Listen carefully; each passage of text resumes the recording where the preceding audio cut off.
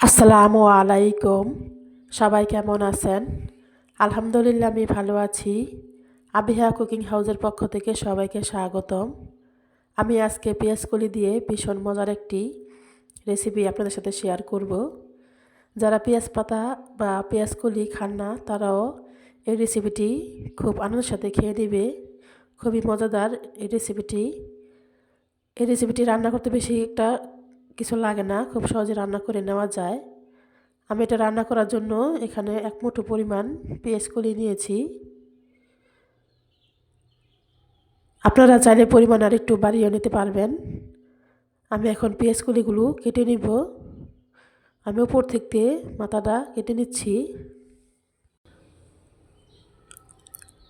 আমি 1.5 ইঞ্চি পরিমাণ সাইজ করে এগুলো কেটে নিব। আপনারা বিভিন্নভাবে পেঁয়াজ কলিটা খেয়েছেন, একবার এভাবে ট্রাই করবেন, খেতে কিন্তু দুর্দান্ত লাগে।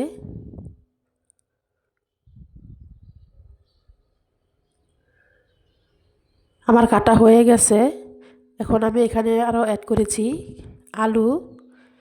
পেঁয়াজগুলি তো আসছিলই, আর নিয়েছি কিছু সিম। এবার রান্না করতে চলে যাব রান্নাঘরে। আমি রান্নাঘরে প্যানে তেল দিয়ে চুলায় বসিয়ে রেখেছি।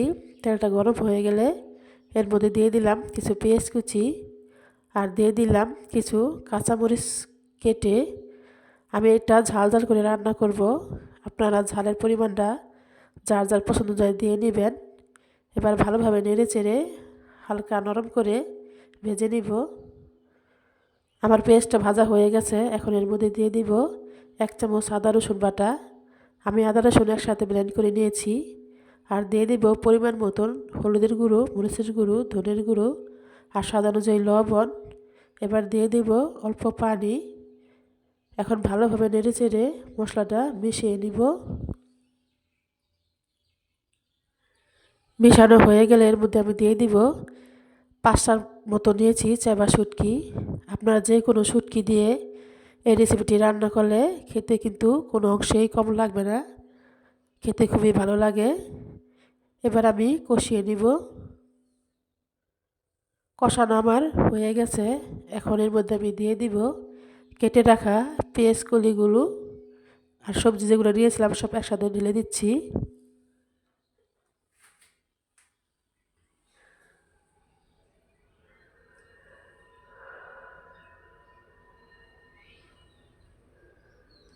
এখন এর মধ্যে দিয়ে দিব কাঁচা পাকা কিছু টমেটো। এটা ঝাল টক হবে, খেতে কিন্তু খুবই দুর্দান্ত লাগে। এখানে আমি অল্প পানি দিয়ে দিব। এখন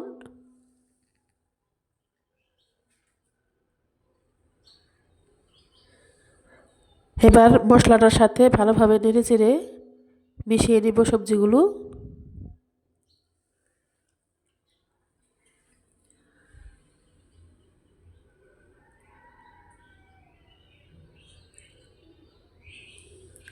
মিশানো হয়ে গেলে আমি এটাকে ঢাকনা দিয়ে কিছুক্ষণ কষিয়ে নিব। কিছুক্ষণ পর ফিরে আসলাম। আমার সবজিগুলো কষানো হয়ে গেছে, দেখতেই পাচ্ছেন। তরকারি রান্না করার সময় তরকারি যত ভালো কষানো হয় তরকারির স্বাদ ততই বেড়ে যায়। আপনারা অবশ্যই ভালোভাবে তরকারি কষিয়ে রান্না করবেন। আমি ভালোভাবে নেড়ে চেড়ে নিচ্ছি। এখন এর মধ্যে দিয়ে দিব পরিমাণ মতন পানি।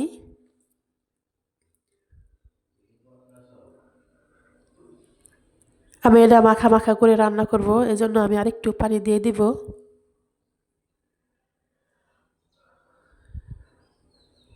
যারা ঝোলের পরিমাণ বেশি খান তারা পানির পরিমাণটা আরেকটু বাড়িয়ে দিবেন। এবার ভালোভাবে নেড়ে চেড়ে মিশিয়ে নিচ্ছি।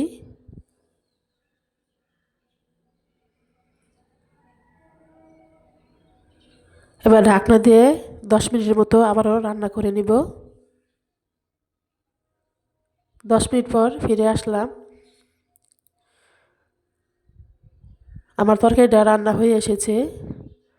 দেখুন কতটা সুন্দর হয়েছে, কালারটা খুব সফট হয়ে গেছে তরকারিগুলো সিদ্ধ হয়ে।